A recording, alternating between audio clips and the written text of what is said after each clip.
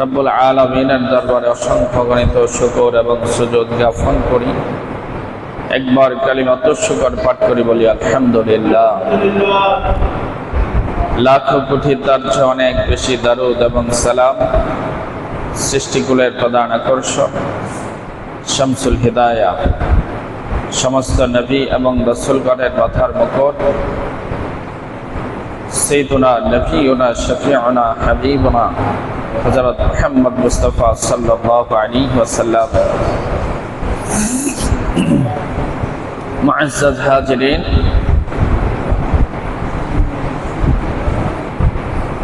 আজকে পবিত্র ঈদুল আজহা।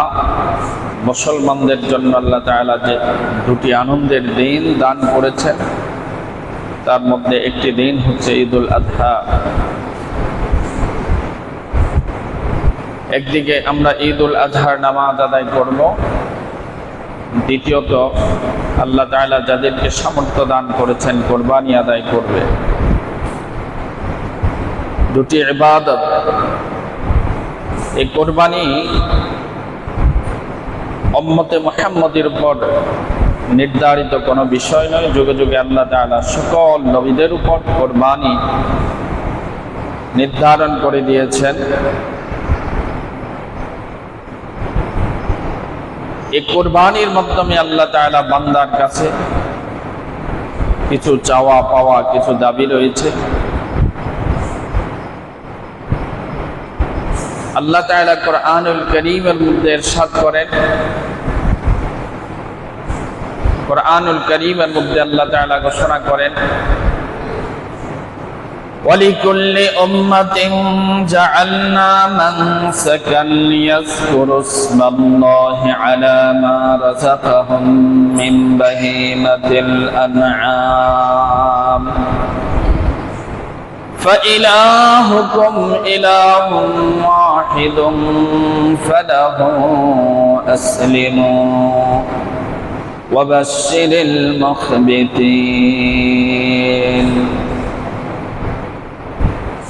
আল্লাহ তাআলা তার প্রিয় বান্দাদেরকে লক্ষ্য করে বলেন, আমি জগতের সকল উম্মতের উপরে কোরবানিকে নির্ধারণ করেছি। তোমরা আল্লাহর দেওয়া চতুষ্পদ জন্তু থেকে আল্লাহর নামে জবাই করবে এবং স্মরণ রাখতে হবে তোমাদের আল্লাহ একমাত্র আল্লাহ, তোমাদের ইলাহ একমাত্র ইলাহ, যার কোনো শরীক নাই, অংশীদার নেই। অতএব যখন তোমরা কোরবানি করবে, আল্লাহর নামে এক আল্লাহর সন্তুষ্টির জন্য কোরবানি করবে।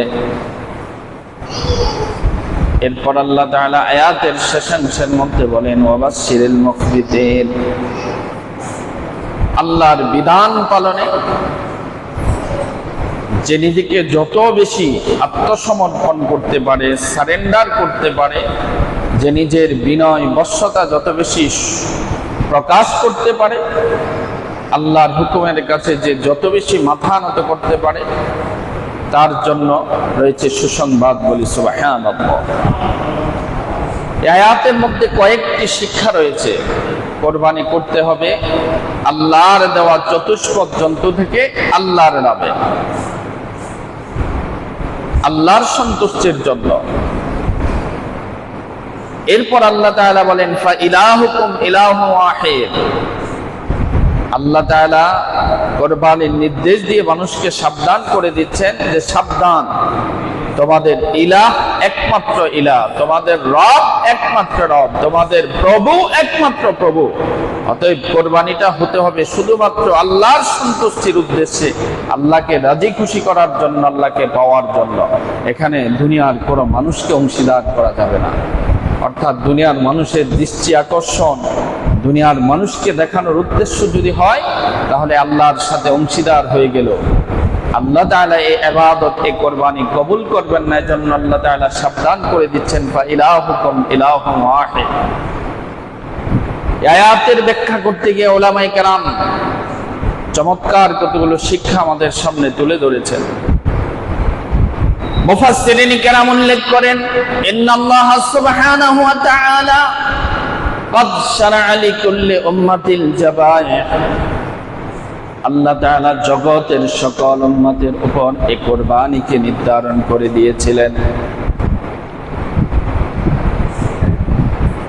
আল্লাতী ইনতাফিউনা বিহা,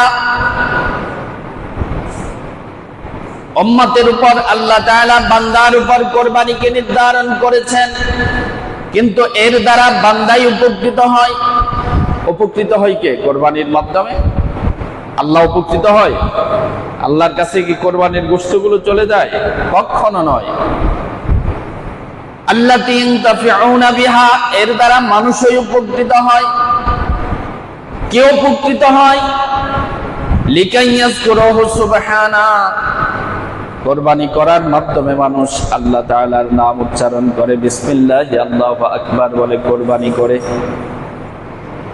আল্লাহর নাম স্মরণ করে, আল্লাহর নামের জিকির করে। এক নাম্বার উপকারিতা হচ্ছে এই কোরবানির পশু জবাই করার সময় আমরা বলি না বিসমিল্লাহি আল্লাহু আকবার? এক নাম্বার উপকারিতা হচ্ছে ইয়াজকুরুহু সুবহানা, আল্লাহর নামের জিকির করে, ওয়ায়াশকুরুহু, এবং কোরবানির পশুর গোশত ভক্ষণ করে, খেয়ে ধনী গরিব সকলে আল্লাহর শুকরিয়া আদায় করে। ওয়ায়াখলিসু লাহুল ইবাদা, এই কোরবানির মাধ্যমে মানুষ সবচেয়ে যে শিক্ষাটা লাভ করে সেটা হচ্ছে ইবাদতের মধ্যে একনিষ্ঠতা তথা ইখলাস। এই কোরবানি যে শিক্ষাটা আমাদেরকে দেয়, যে বার্তাটা দেয়, যে কোনো ইবাদত হতে হবে আল্লাহর সন্তুষ্টির জন্য। ওয়ায়াখলিসু লাহুল ইবাদা, ইবাদতের মধ্যে একনিষ্ঠতা, ইখলাস, আল্লাহর সন্তুষ্টি কামনা, এই শিক্ষাটাই কোরবানির মধ্যে পাওয়া যায়। তাহলে এই কোরবানি মানুষের উপর নির্ধারণ করার মাধ্যমে মানুষ তিনটা উপকার লাভ করে: আল্লাহর জিকির, আল্লাহর শুকরিয়া, ইবাদতের মধ্যে ইখলাস তথা একনিষ্ঠতা। সম্মানিত হাজিরিন, ঈদুল আজহার দিন মানুষ যতগুলো আমল করে সবচেয়ে শ্রেষ্ঠ আল্লাহর কাছে পছন্দনীয় আমল হচ্ছে এই কোরবানি করা। যেমন উম্মুল মুমিনিন আয়েশা রাদিয়াল্লাহু তাআলা আনহা থেকে একখানা হাদিস নকল করা হয়েছে। আল্লাহ রাসূল ইরশাদ করেন, মা আমিলা ইবনু আদম মিন আমালিন ইয়াওমান নাহার আহাব্বা ইলাল্লাহি আযজা ওয়া জাল্লা মিন হিরাকাতি দাম। ঈদুল আজহার দিন, এই কুরবানির দিন বান্দা যতগুলো আমল করে, যত নেক আমল করে, আল্লাহর কাছে সবচেয়ে দামি আমল, প্রিয় আমল হচ্ছে আল্লাহর রাস্তায় কোরবানি করা, পশু জবাই করা। এটা হচ্ছে আল্লাহর কাছে কোরবানির দিনের শ্রেষ্ঠ আমল, সবচেয়ে পছন্দের আমল বান্দার আমল সমূহের মধ্যে।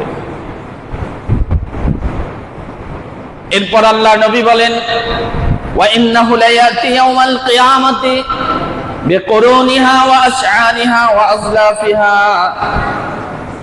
যে ব্যক্তি আল্লাহর সন্তুষ্টির উদ্দেশ্যে, আল্লাহকে রাজি খুশি করার জন্য কোরবানি করে, কাল কিয়ামতের ময়দানে কোরবানির পশু, তার শিং, খোর, পশম সব কিছু নিয়ে আল্লাহর দরবারে হাজির হবে।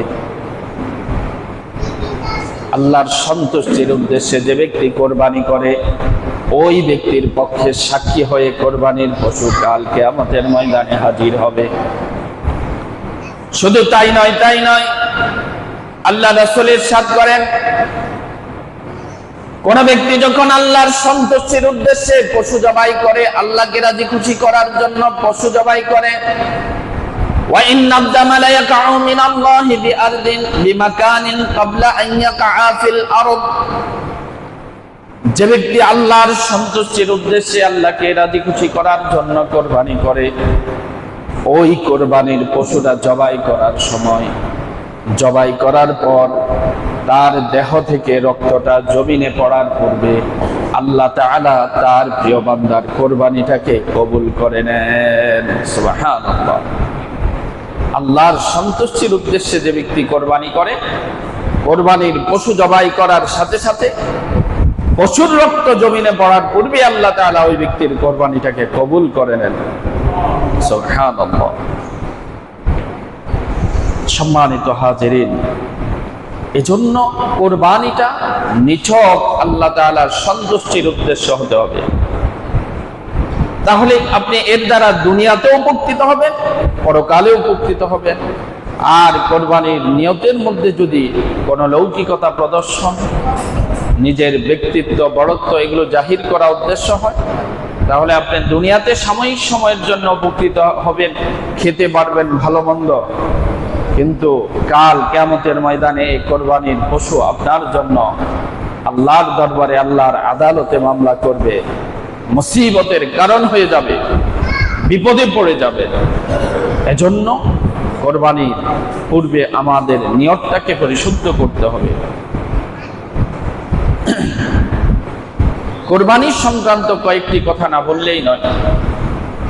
দেখেন, কোরবানির উদ্দেশ্য হচ্ছে তাকওয়া অর্জন করা। আল্লাহ তাআলা কোরআনুল কারীমের মধ্যে বলেছেন, লা ইয়ানালাল্লাহা লুহুমুহা ওয়ালা দিমাউহা ওয়ালাকিন ইয়ানালুহুত তাকওয়া মিনকুম। কোরবানির পশুর গোশত, রক্ত কোনো কিছুই তো আল্লাহর কাছে পৌঁছে না। আল্লাহ তাআলা চায় কার কার অন্তরের মধ্যে আল্লাহর ভয় আছে, কে আল্লাহকে ভয় করে কোরবানি করে। তাকওয়াটা কি? আমি সংক্ষেপে একটা উদাহরণ দিচ্ছি। আমাদের জীবন ধারণের জন্য যদি আমরা একটা কোন রকম কুড়ে ঘর করি, এক সময় মানুষ কুড়ে ঘরে থাকতো না? কুড়ে ঘরে কি মানুষ বসবাস করা যায় না, থাকা যায় না? বরং ডুপ্লেক্স বাড়ি থেকেও কুড়ে ঘরে অনেক আরামায়েশে জীবন যাপন করা যায়, ঠিক কিনা? মাটির ঘরেও জীবন যাপন করা যায়।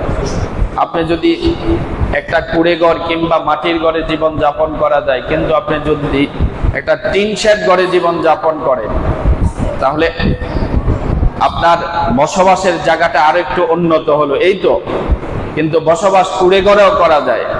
আপনি যদি একটা দালান করেন, সেটাতেও বসবাস করা যায়। আপনি যদি একটা ডুপ্লেক্স বাড়ি করেন, তাতেও বসবাস করা যায়। ইবাদতের মধ্যে যেগুলো আল্লাহ তাআলা নির্ধারণ করে দিয়েছেন, বিধিবদ্ধ করে দিয়েছেন, এগুলো আমাদেরকে আদায় করতে হবে। কিন্তু তাকওয়া হচ্ছে ইবাদতটাকে সৌন্দর্যমণ্ডিত করা। খুঁটে খুঁটে কত বেশি সুন্দর করলে আল্লাহ তাআলা আপনার উপর সন্তুষ্ট বেশি হবে, সেটিকে বের করে করা, এটা হচ্ছে তাকওয়া। কোরবানির মধ্যে আল্লাহ তাআলা যেহেতু বান্দার তাকওয়া এটাকে দেখা উদ্দেশ্য, এজন্য কিছু বিষয় আল্লাহ তাআলা বান্দার উপর নির্ধারণ করে দেন নাই। যেমন কোরবানিতে আপনি গোশত কতটুকু দিবেন গরিব মিসকিন পাড়া প্রতিবেশী আত্মীয় স্বজনকে, এগুলো যদিও প্রত্যক্ষভাবে আল্লাহ তাআলা নির্ধারণ করে দেন নাই, কিন্তু কোরআনের মধ্যে আল্লাহ তাআলা আমরুল ইবাহাত দ্বারা, কোরআনের মধ্যে আল্লাহ তাআলা নির্দেশ দিয়েছেন, ওয়াকুলু মিনহা ওয়াত'ইমুল কানিয়া ওয়াল মু'তাদ, যে তোমরা নিজেরা খাও, ওয়াত'ইমুল কানিয়া ওয়াল মু'তাদ, যারা তোমাদের কাছে চায় তাদেরকেও খাওয়াও। আবার কিছু ব্যক্তি আছে লজ্জা শরমে ঘর থেকে বের হয় না, তাদের কাছেও কোরবানির গোশতটা পৌঁছে দাও। আল্লাহ তাআলা বাধ্য করেন নাই, নির্দেশ দিয়েছেন।